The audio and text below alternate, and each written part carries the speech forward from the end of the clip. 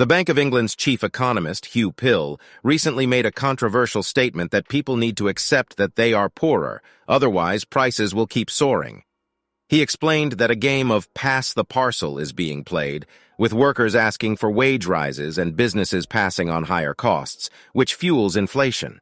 However, his comments were met with backlash from small businesses and unions, who argued that they had no choice but to pass on the increased costs to customers.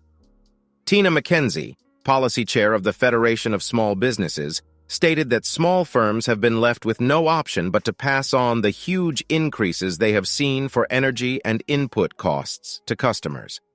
She added that in many cases, even passing on these costs was not enough to fill the gap. McKenzie further noted that many businesses were struggling to invest and were cutting costs to survive. The GMB union's senior organizer, Amanda Gearing, called Pill's comments absolutely outrageous, especially for the country's lowest-paid workers. She argued that with inflation at an all-time high, people cannot afford to live, pay their rent, or put food on the table. Paul Nowak, the TUC General Secretary, also called for a plan to ensure that workers receive their fair share, instead of being lectured over pay.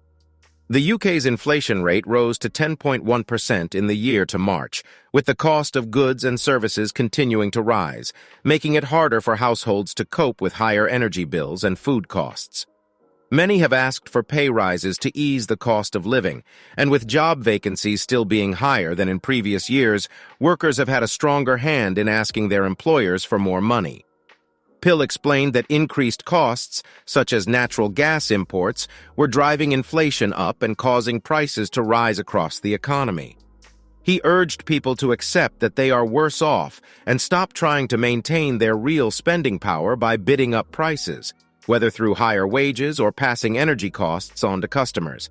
However, many argued that workers' demands for higher pay were not the cause of inflation, but rather a response to it. Some economists have argued that giving out large pay rises could spark a wage price spiral, where pay increases force prices up and inflation lasts for a longer time. Still, it is essential to ensure that workers receive fair compensation for their work, especially in an economy where the cost of living is rising.